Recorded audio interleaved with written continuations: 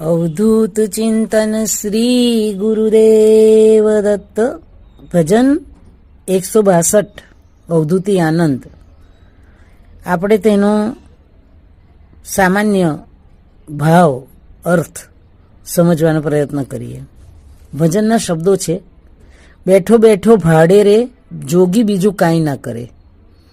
અષ્ટમ પષ્ટમ બોલે, વાણી તેની ચિત્ત હરે. શું કહે છે? બેઠો બેઠો જુએ, જોગી બીજું કશું જ ના કરે.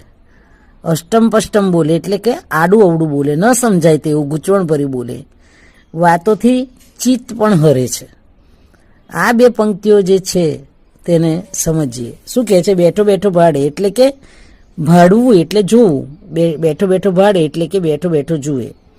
જોગી એટલે કે સાધુ બીજું કાંઈ ના કરે. અને વાણી કેવી? તો કઈ